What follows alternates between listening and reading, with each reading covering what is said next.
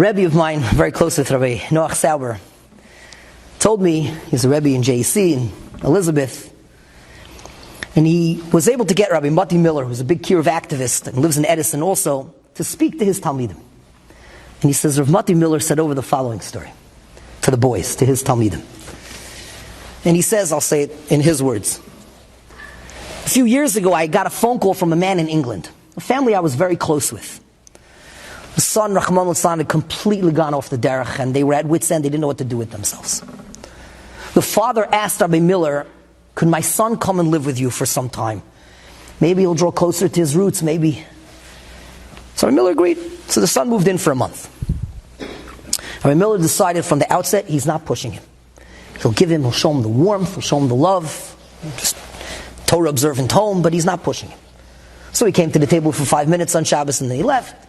He didn't daven and put on tefillin, nothing. He took him wherever he wanted to go.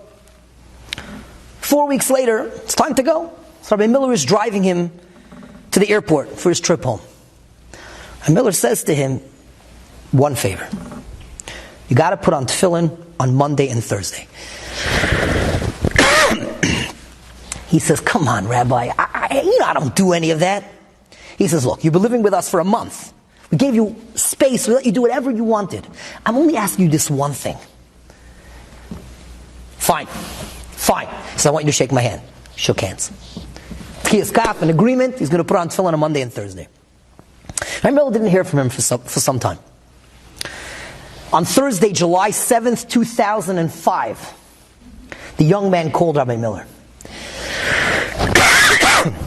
He was crying so much, he couldn't get the words out. When he finally composed himself, he told Rabbi Miller, he said, look, I want to tell you something. He said, every morning, my father picks me up from my apartment, I don't live at home, and drives me to the train station so I can catch a train to go to work.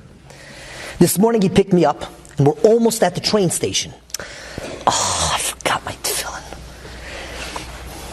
I promised, Dad, can you take me back to my apartment? My father turned around, we went back to the apartment. I was back in the car in 3 minutes. Back in, out, and we sped off to the train station. I quickly boarded the next train. All of a sudden, the power went out in the train station. It was the coordinated mass British subway attacks. 7/7 in Britain is 9/11 and is the same as 9/11 in New York, in America. 8:50 a.m. on the morning of July 7th, 2005, 3 suicide bombings occurred within 50 seconds of each other on 3 different trains in the British Underground. 52 people were killed, over 700 people were injured. Chman al-Islam. The young man had boarded at the King's Cross station. Had he been on time, he would have been on one of those trains. What a story. But here's the kicker. Rabbi Miller looks at the Talmidim and says, so you think today he puts on tefillin every day? You think he's a Shomer Shabbos? You think he's a Rosh Yeshiva somewhere?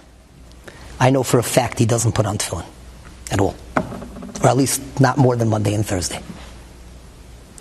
Why? And he says to the boys, he says 2 reasons. Number 1, he was inspired, but he didn't do anything. Inspiration doesn't last. He didn't capitalize on the inspiration. It's gone. Number 2 is the big one, though. Because he wasn't putting on tefillin for Hashem. He was putting on tefillin for me. It wasn't an act of connection. It was, I made a commitment, so he did it. And then Rabbi Miller looked at the boys and he said, and what about us?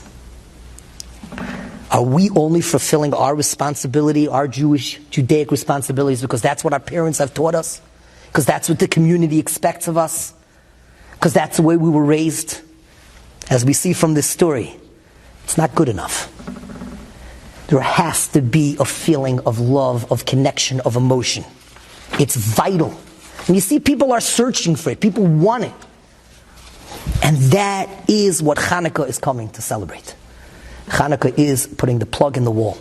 The ingredients, everything is there. We're so good. We try so hard to feel it, to light the fire. We light the fire, and it cooks within us slowly and beautifully. And the candle, lahadlik ner tamid, the candle within us, the candle on HaKadosh Baruch Hu's menorah, and that flame, that inextinguishable flame, burns ever so brightly. Have a beautiful Hanukkah.